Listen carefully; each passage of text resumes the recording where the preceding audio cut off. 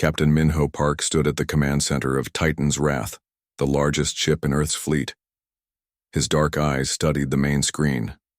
The quiet beeps of the ship's systems filled the air. Earth year 2157 marked mankind's spread across the solar system. Humans lived on Mars, Europa, and Titan now. They were no longer just an Earth species. "Captain, we have something strange on long-range scanners," said Officer Gina, her fingers moving quickly across her control panel. Minho walked closer. "Show me." The screen changed to show deep space beyond Pluto. A dot of light moved in a way no natural object would. It was slowing down, changing direction, coming toward them. "Is it one of ours?" Minho asked, though he already knew the answer. "No, sir. Not matching any known human signatures." Minho's heart beat faster, but his face remained calm. He had trained for this moment his whole life. First contact, the day humanity would meet aliens. Alert Earth Command. Send all data, then open a channel on all common frequencies. Standard, greeting package. Within minutes, the mysterious ship responded. The alien vessel was 5 times larger than Titan's Wrath. It glowed with strange blue lights and had no visible engines. It moved like nothing humans had built. "They're sending a message," Gina said, her voice shaking slightly. The screen filled with a being unlike anything they had seen before. It had 6 limbs, a head with 4 eyes, and skin that seemed to shift colors. When it spoke, the ship's computer translated, "We are the Galactic hegemony. Your system is now under our protection. Prepare your leaders for formal addition to our empire." Minho kept his voice steady. "This is Captain Minho Park of Earth. We welcome peaceful contact, but we are a sovereign species. We do not require protection." The alien made a sound like water boiling. The computer translated it as laughter. "All species say this. You will learn. We arrive in 3 days." The screen went dark. In the United Earth Council chamber in New Geneva, Ambassador Jiwoo Kim read the report again. The room was filled with the planet's most powerful people, military officers in crisp uniforms, scientists with worried eyes, political leaders from Earth and the colonies. "The alien ship is now in orbit around Jupiter," General Suman Kang said. She pointed to the hologram in the center of the room. 3 more ships have arrived, bigger than the first. President Han looked at the faces around the table. "Options?" Dr. Hyun Lee, Earth's top scientist for alien life, stood up. He was a small man with a calm voice that everyone listened to. "The hegemony, as they call themselves, have technology far beyond ours. Their ships use energy we don't understand. But every species, every technology has weaknesses." He pointed to his data tablet. "Their communication systems give off unique radiation patterns. Their ships have shields that work in ways our sensors can detect. If they attack, we will not win in direct battle, but we might find other ways to fight." Ambassador Jiwoo stood next. Her face showed no fear, though she felt it inside. "I should meet them. Learn what they want. What this protection means." President Han nodded slowly. "Agreed. But we prepare for all outcomes. General Kang, ready our forces. Dr. Lee, find those weaknesses. Ambassador Kim, you will lead our diplomatic team." The meeting took place on the hegemony's main ship. A shuttle carried Jiwoo and 5 other humans to the massive alien vessel. The inside was strange. Curved walls that seemed alive, gravity that felt wrong, air that smelled like metal and something sweet. The hegemony leader waited in a large round room. It sat on a floating platform surrounded by other aliens of its kind. When the humans entered, Jiwoo felt a strange pressure in her head. The alien was using some kind of mental power. "Your world is now part of the hegemony," it said through a device that created human speech. "This is an honor. Many worlds wait centuries for our attention." Jiwoo stepped forward. "We thank you for your interest in Earth, but we have not agreed to join any empire. We wish to learn about you and establish peaceful relations as equals."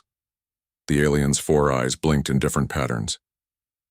"Equality is a concept primitive species cling to. The galaxy has order. Those with power protect those without. You have 2 standard cycles, about 1 Earth week, to prepare your planet for our arrival. We will establish a governing center. You will provide resources we require. Your people will continue their lives under our guidance. And if we refuse? Jiwoo asked. None refuse. It would be mathematically impossible for you to resist. Your weapons are toys to us. Your ships are slow. Your technology is young. The alien leaned forward. But we are not cruel. Your culture will remain mostly unchanged. You will simply serve a greater purpose. Jiwoo felt cold anger rise inside her. Humans have never served well. We will bring your offer to our leaders, but I must warn you, humans value freedom above all else. The alien made that boiling water sound again. Freedom is an illusion. Power is real. You have 1 week. Back on Earth, the council met again. Ambassador Jiwoo's report left no room for doubt. They want our resources and our obedience, she said. This is not an alliance, it's slavery with a nice name. General Kang showed the military assessment. Their ships have weapons we can't match. If they attack population centers, millions would die in minutes. Dr. Lee raised his hand. But I've analyzed their biological patterns from the meeting data, and I found something interesting. He showed complex charts on the screen. Their species shares a unique neural structure. They are connected somehow, almost like a hive with individual minds. This could be exploited. Captain Minho, called back from his ship, spoke next. My team detected unusual patterns when their ships changed shield configurations. There might be a moment of vulnerability during the energy transfer. President Han looked at each person in turn. The hegemony gives us 1 week to surrender. They expect us to calculate the odds, see that we can't win, and give up. He stood up. They don't understand humans. Throughout our history, when faced with impossible odds, humans don't negotiate better terms. We find a way to win. General Kang finished. Exactly. The president's voice hardened. Send our answer. Earth belongs to humanity. We will never surrender it. And if they attack us, we will show them why they should have feared us from the start. As the council broke into teams to prepare Earth's defenses, Dr. Lee pulled Captain Minho and General Kang aside. I need to show you something in my lab, he said quietly. I think I found their fatal weakness. The 3 walked quickly down the hall, while across the solar system, humanity prepared for war. The hegemony ships moved closer to Earth 3 days after the meeting. They came slowly, sure of their power. 5 large ships now filled Earth's sky, visible even in daylight. Their blue glow made people on the ground look up in fear. On the main hegemony ship, the leader spoke to its captains. The humans have not answered our terms. This is normal. Small species often need a show of force before they understand. Prepare the pacification fleet. 20 smaller ships broke away from the 5 large ones. These ships were still bigger than anything humans had built. They moved toward Earth in perfect formation. They had done this hundreds of times before with other worlds. It was simple. Show force. Break some things. Watch the aliens beg for peace. But humans were different. Commander Do-hyun Choi sat in his stealth ship hidden behind Earth's moon. 5 other ships like his waited nearby. These ships were special, built in the last 3 days using Dr. Lee's discoveries about hegemony technology. They were small, fast, and nearly invisible to alien sensors. All ships report ready, said. His second-in-command, Officer Sora Do-hyun, nodded. Remember the plan. We are not trying to destroy them. Just hit the targets Dr. Lee marked. Then run. Speed is everything. He watched the enemy ships approach on his screen. They were moving. In a tight group, shields up, weapons ready, but they weren't looking for an attack. They expected surrender, not resistance. Wait for them to split up, Do-hyun ordered. They'll spread out to cover more ground. Just as he predicted, the hegemony ships separated to surround Earth. Now was the time. All ships go. 6 human ships shot out from behind the moon, moving faster than anything the hegemony had seen from Earth before. Before the aliens could react, the human ships were among them. Target the command ship first, Do-hyun ordered. His weapons officer, Tae-woo, fired the special weapons Dr. Lee had created. They weren't normal weapons, they were EMP devices tuned to the exact frequency of hegemony shields. When the pulse hit the lead alien ship, its shields didn't stop it. The energy went right through and hit the ship's control systems. Lights flickered and died across the alien vessel. It worked, Sora shouted. Their systems are failing. Do-hyun didn't celebrate yet. Move to the next target, keep moving. On Earth, Professor Jisoo Yoon sat in her laboratory deep under the mountains. Around her, 50 of Earth's best scientists worked at computer stations. They were controlling a new weapon system that Jisoo had developed in the past week. The carriers are in position, her assistant said. Quantum link established. Jisoo took a deep breath. Her weapon was based on a discovery about hegemony shield technology. Their shields worked by bending space-time in a specific pattern. If that pattern was disrupted in just the right way, activate the quantum disruptors, she ordered. Across Earth, hidden satellites came to life. They didn't fire beams or missiles. They sent out carefully tuned quantum fields that interfered with the hegemony's shield frequencies. On her screen, Jisoo watched as 3 more alien ships suddenly lost power. Their shields collapsed and their engines died. They began to drift in space. It's working, someone shouted, but Jisoo frowned. Only partially. They're adapting faster than we predicted. The next wave won't be so easy. Engineer Tae-woo Bae stood in Earth's main defense control center. Around him, hundreds of operators watched screens showing Earth's defense grid. It was a system of ground-based weapons, orbital platforms, and automated fighters. Not as advanced as the hegemony's technology, but there were thousands of them. They're targeting our major cities, one operator called out. Weapons lock detected over New York, Shanghai, and Lagos. Tae-woo pressed his command key. Activate defensive pattern Alpha. Across the planet, hidden missile batteries rose from underground bunkers. Orbital platforms changed position. Fighter ships launched from hidden bases. As the remaining hegemony ships prepared to fire on Earth cities, they were suddenly targeted by hundreds of weapons from all directions. Fire, Tae-woo ordered. Earth's defenses launched everything they had. Most shots were stopped by the alien shields, but some got through, especially where Professor Jisoo's quantum disruptors were working. 2 more hegemony ships took damage. One lost its weapon systems. Another spun out of control, its engines damaged. The aliens, shocked by the unexpected resistance, pulled back to regroup. On the main hegemony ship, the leader was angry. This had never happened before. Never in 12,000 years of conquering other worlds had they faced a first contact species that could damage their ships. How is this possible? It demanded. Their technology is primitive. Its science officer looked worried. They are adapting very quickly. They found weaknesses in our shields we didn't know existed, and their attacks are coordinated in ways that suggest deep understanding of our systems. Impossible. They only met us a week ago. Yet it is happening, the science officer said. We underestimated them. The leader made a decision. Pull back, the pacification fleet. Prepare the main battle group. We will show these humans real power. In the Earth Defense Headquarters, General Suman Kang watched the alien ships retreat. Around her, military officers were cheering. They had won the first battle, but Suman knew better. This isn't a victory, she said, silencing the room.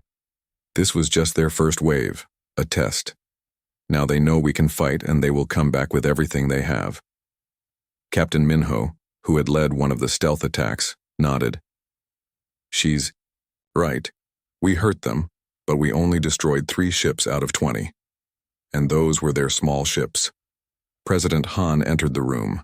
Everyone stood at attention. Sit down, he said. We've bought ourselves some time, but not much. Dr. Lee, what did we learn? Dr. Lee stepped forward. The good news is that our theories were correct. Their shields are vulnerable to our quantum disruptors. Their communication systems can be jammed, but they're already adapting. Next time will be harder. How much time do we have? The president asked. 3 days, maybe 4, General Suman answered. They're regrouping beyond the moon. Ambassador Jiwoo, who had watched the battle from Earth, spoke up. We should try to talk to them again, show them that fighting us will be too costly. Before anyone could answer, a communication alert sounded. The main screen showed the hegemony leader. Humans, it said, its voice cold. You have surprised us. No species has ever damaged our ships during first contact. We offer you one last chance. Surrender now, and we will be merciful. Your leaders will keep some power. Your people will not be harmed. President Han stepped forward. And if we refuse? Then we will show you the full might of the hegemony. Your weapons caught us by surprise, but they are nothing compared to our real power. You have 1 day to decide. The screen went dark. President Han looked around the room at Earth's defenders. Well, you heard them. We have 1 day. Dr. Lee raised his hand. Sir, I need to show you something. During the battle, we captured data from their damaged ships. I think I know how to hurt them. Really hurt them. Show me, the president said. As the others gathered around Dr. Lee's data, Captain Minho looked out the window at the sky. The real war was about to begin. 3 days after Earth's first victory, the sky darkened with hegemony ships. Thousands of them. They blocked the stars and made day look like night in some places. The main battle fleet had arrived.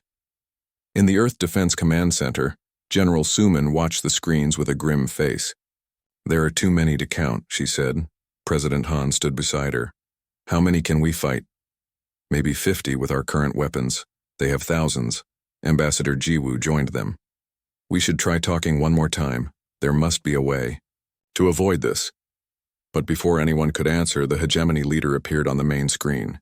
It didn't wait for humans to speak first. Your resistance ends now, it said. We offered peace, we offered mercy, you chose war. Now you will see true power. The screen went dark. Minutes later, alarms rang across the command center. They're attacking our outer colonies first, General Suman reported. Mars, Titan, Europa, all under heavy fire. President Han's face hardened. Deploy all defenses, save as many people as we can. On Titan, Colony Governor Jiho Yang watched as the warning lights flashed red. Alien ships filled the sky above Saturn's largest moon. Titan was home to nearly 100,000 humans who mined the moon's rich resources. Get everyone to the shelters, Jiho ordered. Activate defense grid. Titan's defenses were small compared to Earth's, just a few orbital platforms and ground-based weapons. The colony was built for mining, not war. The first hegemony shots hit the main dome, cracking it. Emergency systems sealed the brakes, but Jiho knew they wouldn't last long. Sir, his assistant called. We have ships coming in fast. Jiho expected more alien ships, but instead he saw human vessels. Leading them was the Titan's Fury, sister ship to Captain Minho's Titan's Wrath. Its commander was Admiral Sunwoo Choi. Sunwoo's voice came through the comm system. Governor Yang, get your people to the bunkers. We'll handle the aliens. Jiho watched in amazement as the human ships engaged the much larger alien fleet. They were using new weapons, things he had never seen before. Later, he would learn these were hybrid technologies, combining human ingenuity with captured hegemony tech that Dr. Lee's team had adapted. The human ships moved like they knew what the aliens would do before they did it. They targeted weak points that no one should have known about. For every human ship that fell, 3 alien ships went dark. It wasn't enough to win, but it was enough to buy time. The evacuation ships are ready, Jiho's assistant reported. We can get 60% of our people out. Jiho made the hardest choice of his life. Start the evacuation. I'll stay with the defense team. On Mars, Defense Commander Yejin Han faced a different battle. The Red Planet was home to over 1 million humans. Its defenses were stronger than Titan's, but still no match for the hegemony fleet now in orbit. They're landing ships, her scanner operator reported. Ground forces incoming. Yejin smiled for the first time that day. Perfect. Let them land. Her officers looked confused. Sir? Trust me. This is the plan. For the past 3 days, Yejin had worked with Dr. Lee to set a trap. They knew they couldn't win in space. But on the ground, humans had an advantage. The hegemony forces landed outside the main Mars colony. Thousands of alien soldiers in strange armor marched toward the human settlement. They expected little resistance. They didn't know about the network of weapons hidden under the Martian soil. Weapons designed based on Dr. Lee's research into hegemony biology. When the alien army was halfway to the colony, Yejin gave the order. Activate the sonic disruptors. Nothing visible happened. No explosions. No beams of light. Just a wave of sound at a frequency humans couldn't hear. But to the hegemony soldiers it was agony. Their unique biology made them vulnerable to this specific sound. The alien army stopped moving. Soldiers fell to the ground. Some removed their helmets, exposing themselves to the thin Martian air. Within minutes, the attack had failed completely. Yejin allowed herself a small celebration. Send the data to Earth. The ground-based approach works. But her victory was short-lived. In orbit, the hegemony ships, seeing their ground forces defeated, changed tactics. They began bombing the colony from space, not caring about their own troops on the ground. Mars, like Titan, would not win this day. But they had shown that humans could fight back in unexpected ways. Back on Earth, Dr. Lee reported on the battles at the colonies. We're hurting them, but they have too many ships. Titan is lost. Mars is holding on, but not for long. General Suman nodded grimly. Europa? Lieutenant Una Park, who had been monitoring that moon's defenses, looked up with tears in her eyes. Gone. The hegemony used some kind of superweapon. Europa is... There's nothing left. The room fell silent. Europa, with its ocean under ice, had been home to 250,000 humans. Scientists, families, children. All gone in an instant. President Han's voice was cold when he finally spoke. They crossed a line. Up until now, we were fighting for our freedom. Now we're fighting for revenge. Dr. Lee stood up. Sir, I think it's time for Protocol Prometheus. The name made several military leaders in the room look uncomfortable. Protocol Prometheus was a plan so aggressive, so extreme, that many had argued against it when Dr. Lee first suggested it. Are you sure? President Han asked. Once we start this, there's no going back. Dr. Lee nodded. Europa left us no choice, and I've confirmed my theory about the hegemony's neural network. They're all connected somehow. It makes them strong as a group, but it's also their biggest weakness. What do you need? The president asked.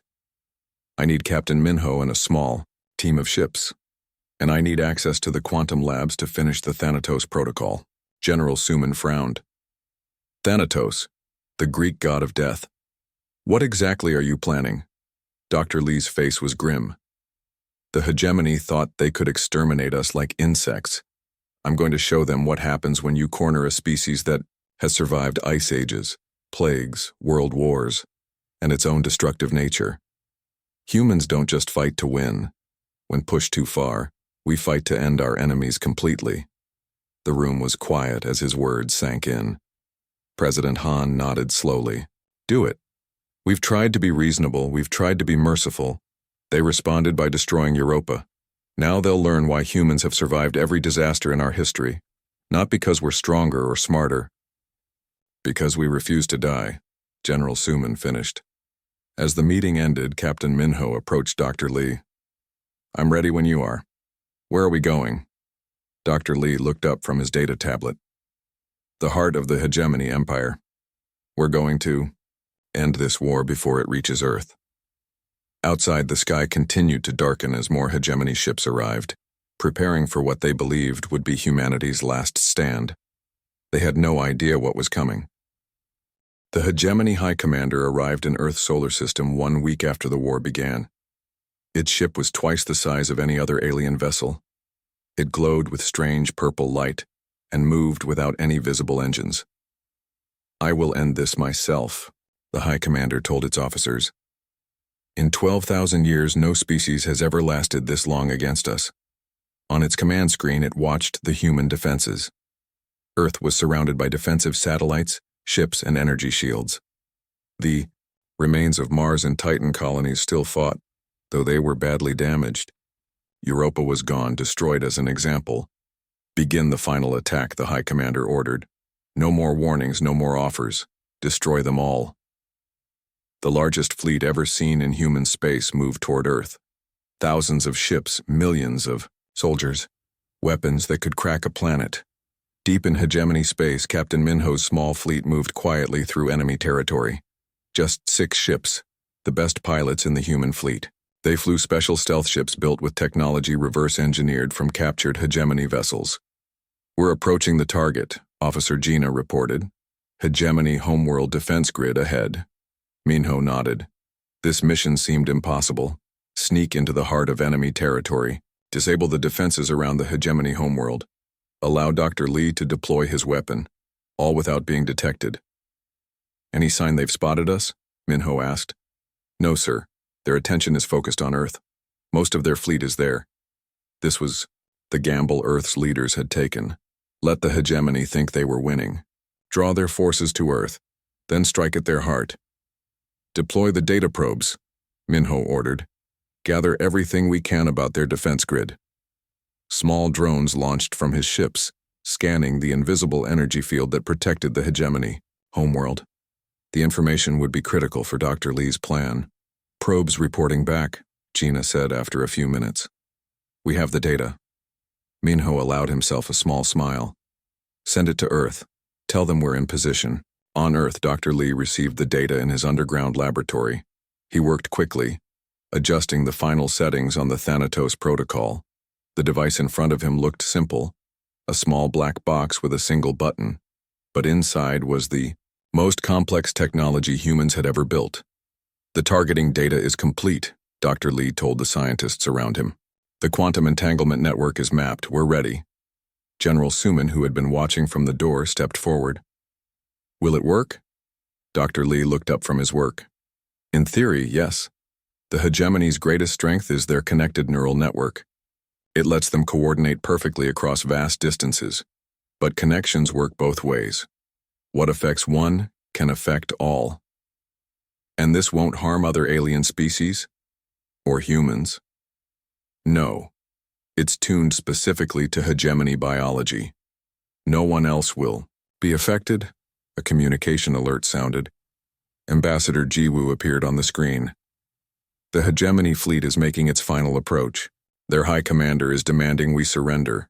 Dr. Lee nodded. Tell them we want to talk one last time. The hegemony high commander was surprised when humans requested communication. It had expected them to fight to the end. Put them on screen, it ordered. Ambassador Jiwoo's face appeared. She looked calm despite knowing billions of lives depended on what happened next. Hegemony Commander, she said. Before you attack Earth, we offer you one last chance to withdraw from human space. The High Commander made the boiling water sound that meant laughter. You offer us a chance? Your species is moments from extinction, and you speak as if you have power. What possible leverage could you have? Jiwoo's voice was cold. We discovered something your empire has hidden for millennia. Your species shares a quantum-entangled neural network. It's how you maintain control across vast distances. But quantum entanglement works both ways. For the first time, the High Commander felt fear. Impossible. You couldn't have learned this. When you destroyed Europa, you crossed a line. You showed us there could be no peace with your kind. So we chose to respond in kind. The High Commander signaled its officers. Begin the attack now. Destroy them before. Jiwoo cut him off. It's already done. At that exact moment, Captain Minho received the signal from Earth. Activate the quantum disruptors, he ordered. His ships launched special devices that attached to the hegemony homeworld's defense grid. These weren't weapons in the normal sense. They were gateways, creating a quantum tunnel directly to Earth. Through this tunnel, Dr. Lee activated the Thanatos protocol. The small black box sent a precisely tuned signal into the quantum network that connected all hegemony individuals. On the hegemony homeworld, the effect was instant. The signal spread through their neural network, disrupting the connections that made their hive mind society function, not killing them but severing the links they depended on. And because all hegemony were connected, the effect spread everywhere at once. across thousands of worlds, through millions of ships, including the fleet about to attack Earth. On Earth's defensive line, General Suman watched in amazement as the hegemony fleet suddenly stopped moving. Ships drifted aimlessly. Weapons powered down. Communication ceased. "What's happening?" President Han asked. "The Thanatos Protocol," General Suman replied. It worked. Across the solar system, the same scene played out. Hegemony ships went dark. Their perfect coordination collapsed. Individual aliens were still alive, but their collective mind, the source of their power, was gone. In the command center, Ambassador Jiwoo still faced the hegemony high commander on screen. The alien leader struggled to speak, its mind now isolated for the first time in its life. "What have you done?" it managed to ask. "We didn't destroy your species," Jiwoo answered. "We could have, but that's not who we are. We broke the neural network that let you control others. Each of your people will live, but as individuals, not as parts of a controlling hive. You've doomed us," the High Commander said. "No. We've freed you, and all the species you enslaved. Your empire is over, but your people can learn a new way to live. Without conquest, without control." The screen went dark as the hegemony ship lost power. 1 month later, Captain Minho stood with Ambassador Jiwoo in a large meeting hall on a neutral planet. Representatives of 100 alien species filled the room. Many had been part of the hegemony, forced to serve the empire. Now they were free for the first time in generations. "The humans did what no one thought possible," said one alien leader, a tall being with silver skin. "They defeated the hegemony without destroying them." "What happens now?" asked another representative. Jiwoo stepped forward. "We propose a new alliance, not an empire. Each species governs itself. We share knowledge, trade, and defense. No one rules over others." A murmur of approval spread through the hall. "And the hegemony?" someone asked. "They're learning to live as individuals," Minho explained. "It will take time, but their technological knowledge can benefit all of us when they're ready to join as equals." As the meeting continued, Minho stepped outside for a moment. He looked up at the stars, thinking about how close humanity had come to extinction, and how their refusal to surrender had changed the galaxy forever. A message came through on his communicator. It was from General Suman on Earth. "Other galactic powers have noticed what happened. They're watching us now. Some with fear, some with respect." Minho smiled. Humanity's message to the stars was clear. We come in peace. We prefer friendship and cooperation. But threaten our existence and we will respond with everything we have. The galactic hegemony had learned what other enemies throughout human history had discovered. Humans don't negotiate with existential threats. We eliminate them, and the galaxy would remember that lesson for a very long time.